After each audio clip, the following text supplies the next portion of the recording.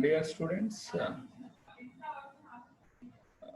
yesterday we had a discussion on liberty, the Marxist perspective, how liberty should be understood, how liberty has been understood by liberal thinkers, and how it was understood by Marxist thinkers. Liberal thinkers emphasize on the individual liberty and individual capacity to develop himself. Early liberal thinking emphasized uh, on non-interference of the state. When an individual is left to himself, he is having every capacity to develop himself. And that was the thought. Especially, you should understand that liberty is something which is a kind of atmosphere where an individual, develops into a complete human being, and his potential is realized, and he becomes a developed individual. But whereas the later liberal thinking emphasized that because of the earlier liberal thinking, there was capitalism, and there emerged a lot of wealth creation, happened. Lot of wealth creation happened, but there was a lot of inequality, and the majority of the people did not have access to minimum needs of life, and therefore majority people lagged behind and suffered from many social issues, social and economic issues. And knowing all those, realizing those uh, difficulties, many liberal thinkers, especially J.S. Mill, T.H. Green, Hobhouse, they emphasized on creation of minimum needs, minimum life supporting needs, so that an individual, when is having access to those needs, and he will develop, uh, until and unless those are provided, no individual can develop himself. That was the emphasis of liberal thinking. And contemporary liberals again emphasized on leaving the individual alone, and the state withdrawing its earlier welfare activities, because they did not like, the interference of the state into the lives of the people. More marketization, was emphasized by the libertarian thinkers. They are also called as neoliberal thinkers. Now, the neoliberalism has been ruling the roost the entire world, which means the state is withdrawing from providing basic needs, basic goods and services, thereby suffering the majority of the people who have been historically denied the wealth and property. So that is how the liberal thinking had a taking on the concept of liberty.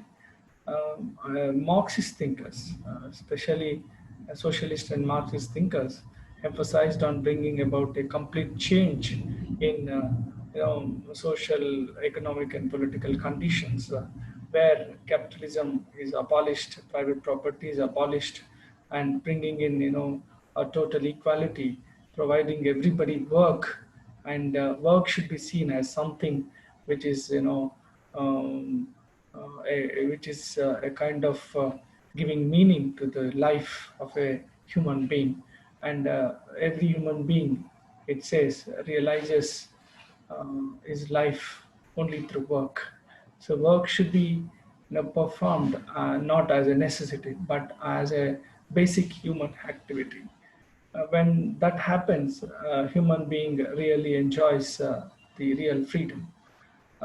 In capitalist society, what happens, that work is, created out of necessity. An individual has to work to satisfy his economic needs, and also he has to work for the production, which gives huge profits to the capitalist class. So when work is performed as a necessity, a human being loses the real freedom. And also the capitalist culture, capitalist market culture or consumerist culture creates so many illusions of need for trivial things. And that is how the common people or the masses are prevented from realizing their real needs. They satisfy, they compel to satisfy by merely uh, using or enjoying the material goods or gadgets. So the consumerist culture and the work alienation, laborer alienates himself from the work, from his fellow human beings. That is how the laboring class rule the freedom or the liberty. So the Marxist perspective believes that uh, with the abolition of the capitalism and private property, uh, human being would really enjoy his liberty.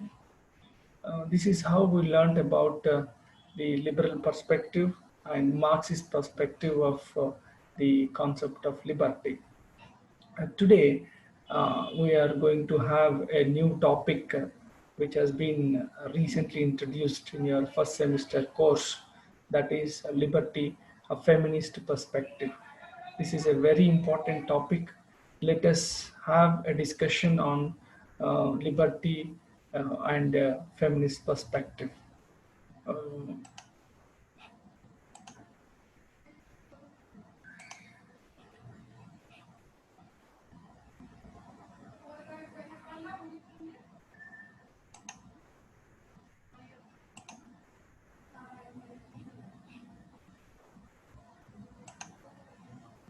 uh, Liberty, feminist perspective. It is a concern with the status and role of women in society in relation to man, a voice of protest and action against the inferior status accorded to women in society. How a woman has been perceived and a status, has become secondary to man. And because of that secondary status or the lower status with that of man, a woman has been suffering and she has been suppressed. The male domination, because of the male domination and because of the psyche of male, the lot of injustice has been done to women.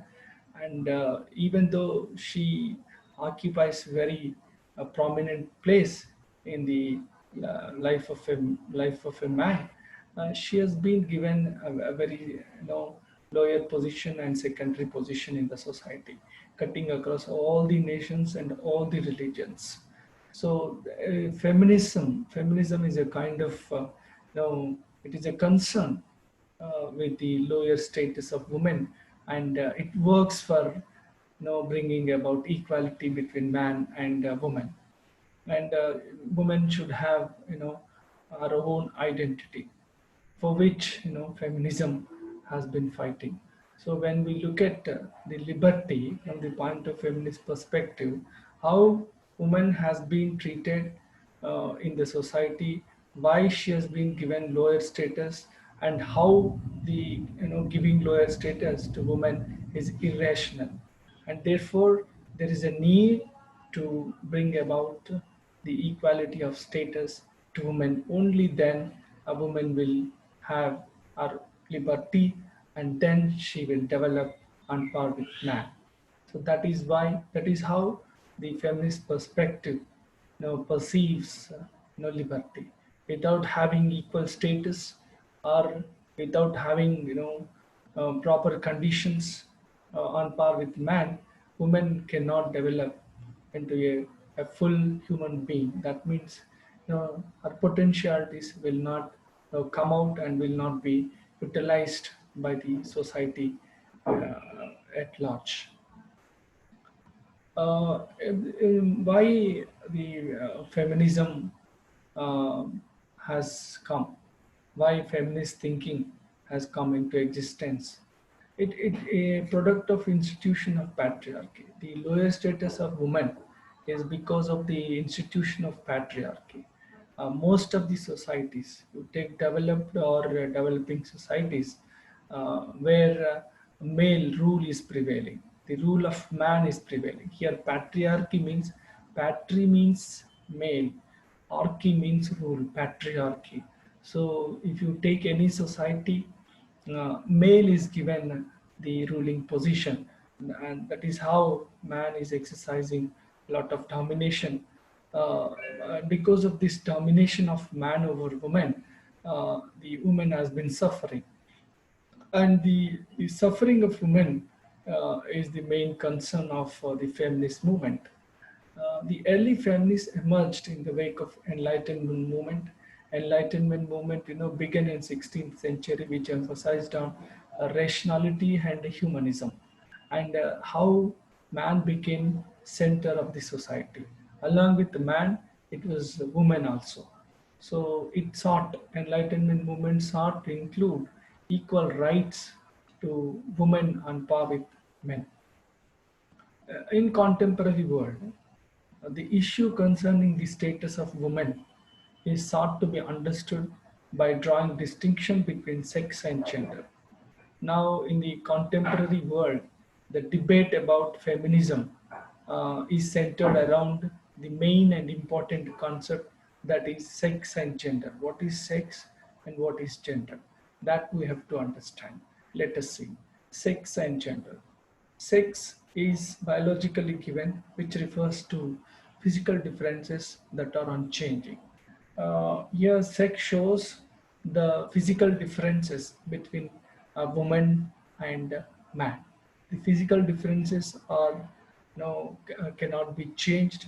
They remain, unchanging forever.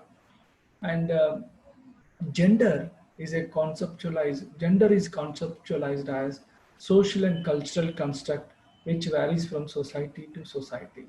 So based on this biological differentiation, which is termed as sex, uh, the gender is a term which is used to represent a kind of social and cultural position that is given to women in a society. So that cultural and social position varies from society to society. Generally, in the society, because of the biological differences, a woman is treated as a weaker sex.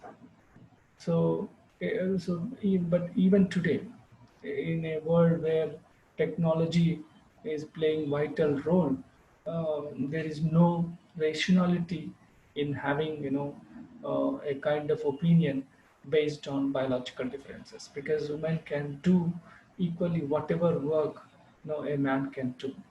So there's a need for, equality. And the sex and gender. Sex shows biological difference.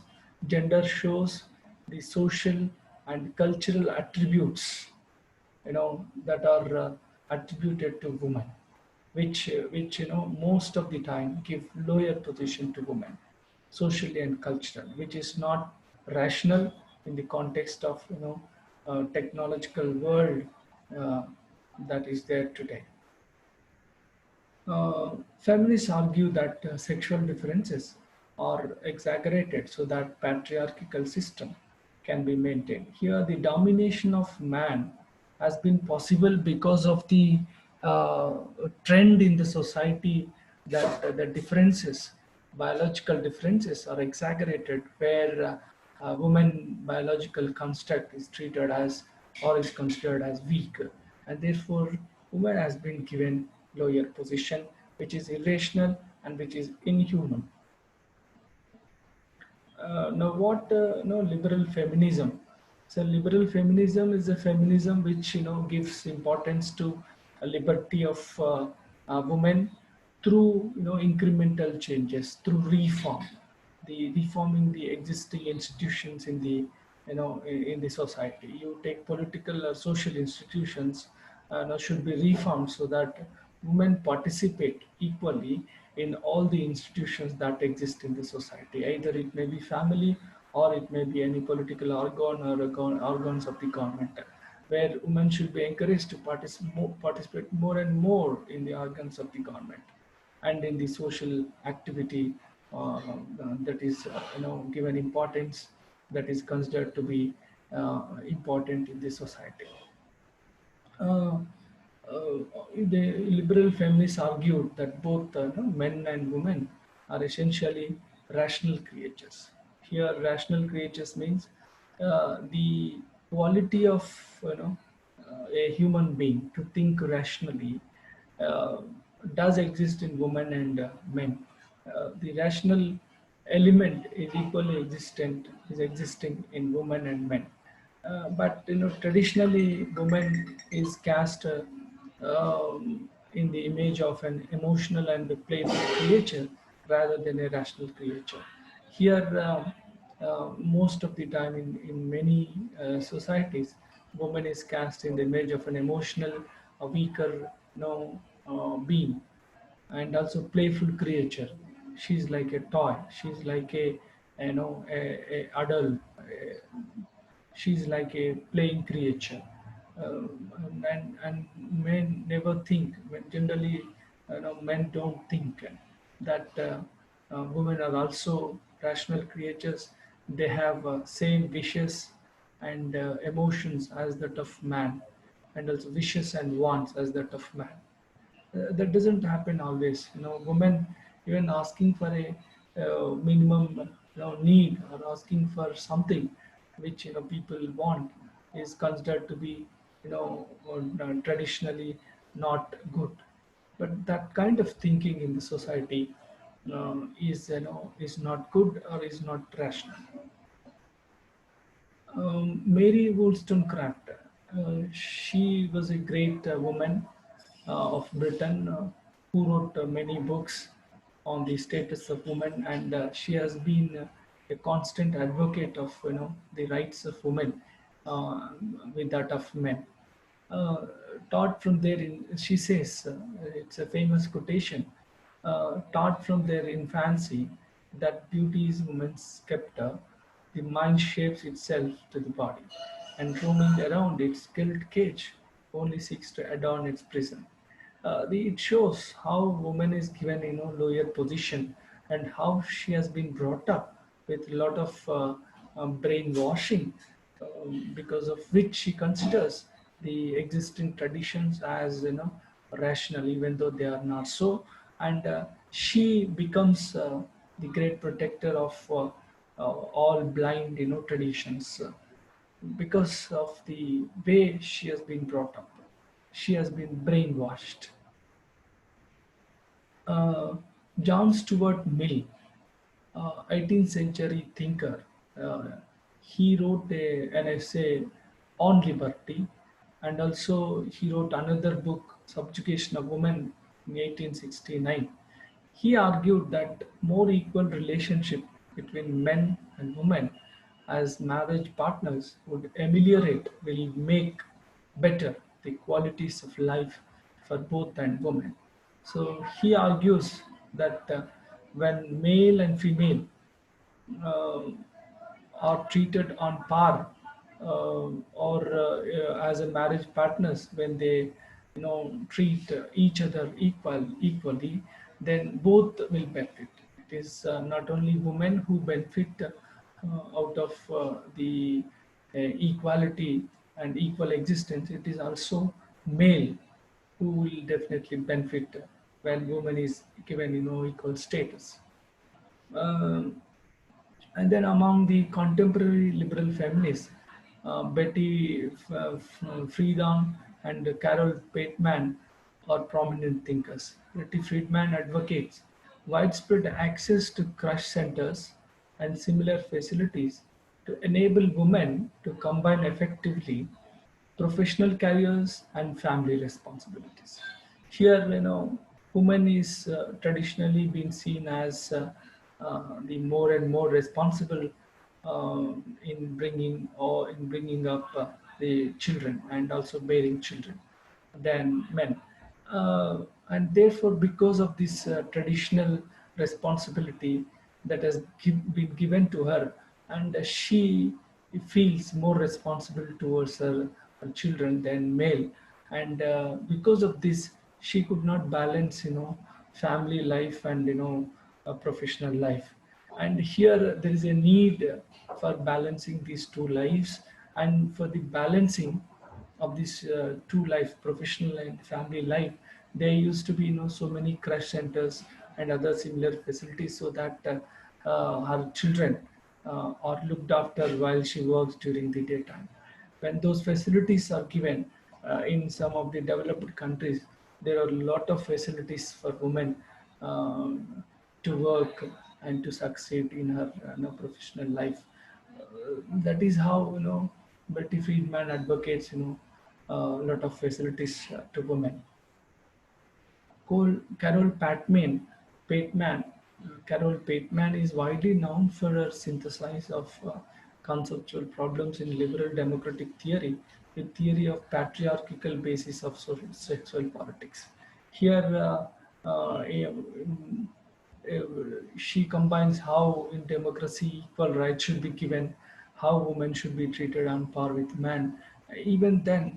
But and also she emphasizes on how male dominates women, and how it becomes political. How sexual politics, how the relationship between man and woman should be seen from sexual politics, where male always tries to dominate the woman and attack the misconception that liberal theory has overthrown the concept of patriarchal rule. Liberal theory always, advocated reform kind of changes, only reforms or incremental changes.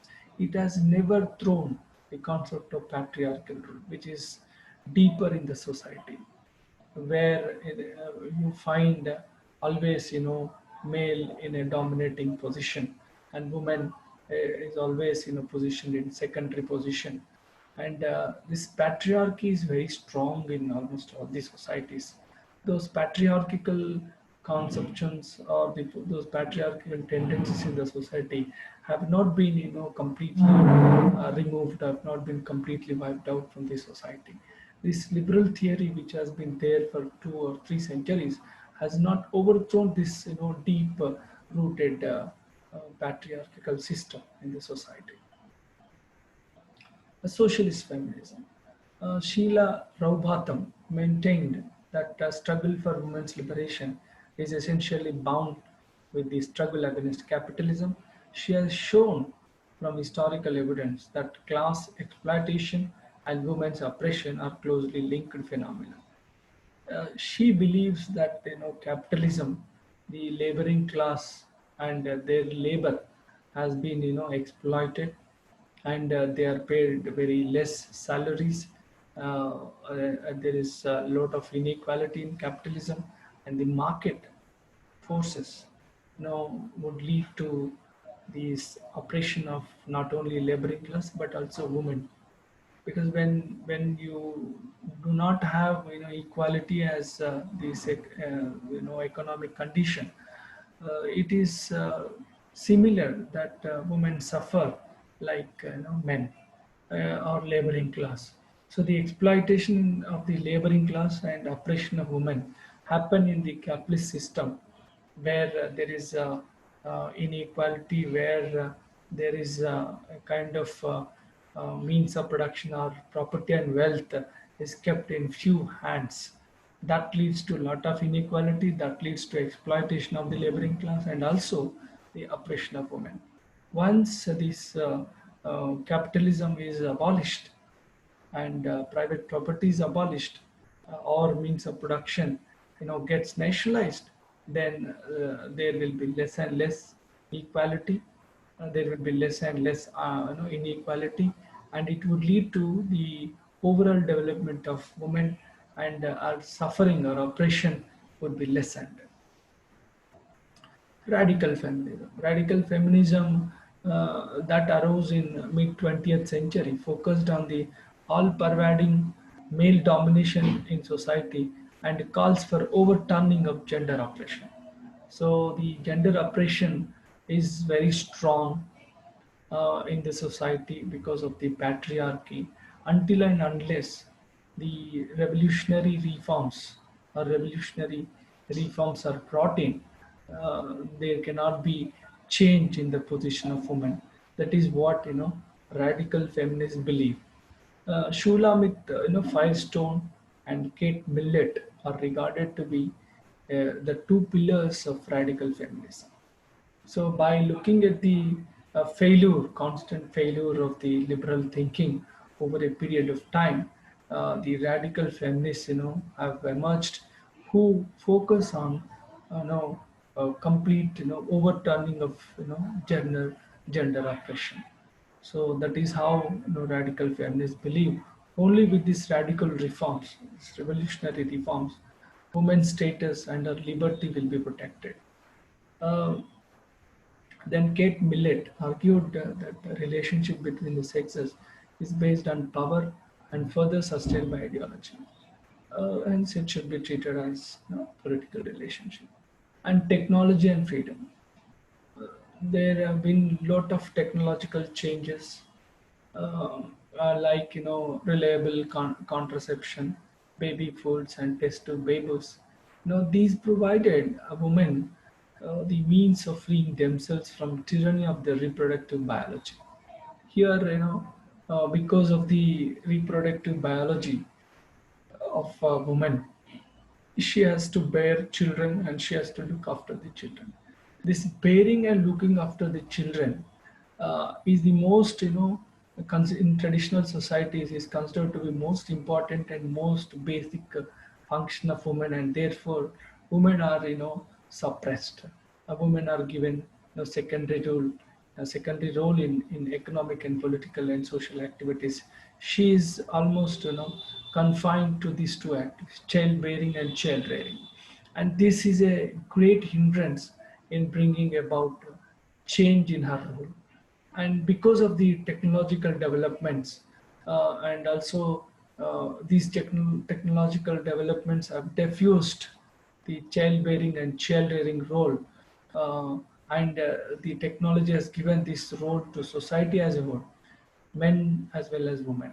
These technological changes, have brought in a lot of changes in the role of woman, and therefore she could enjoy her liberty and could realize her potentiality to serve the society on par with men.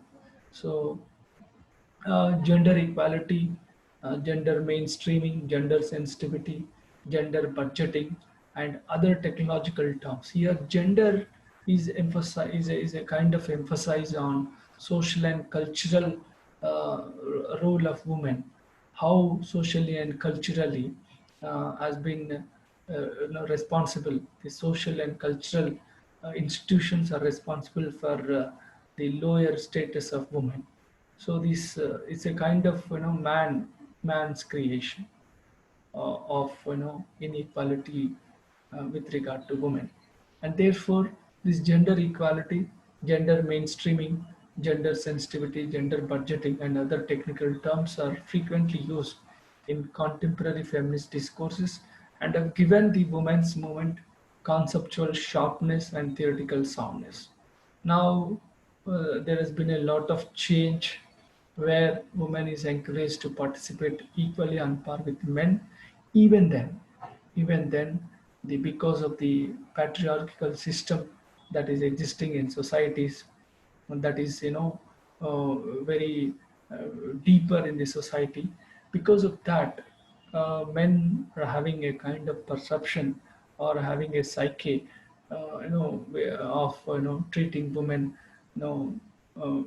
unequally, or treating women's status lesser than men. But that kind of thinking has been, criticized, has been realized, and women are actively participating, are treated on par with men.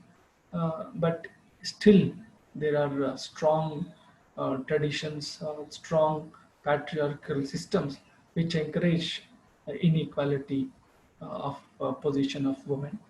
This should not be, no, this should not happen. uh, this is what, liberty and feminist perspective. Here we emphasized on the, role of women, equal role that should be given to women. Only then she will enjoy the liberty. Thank you very much.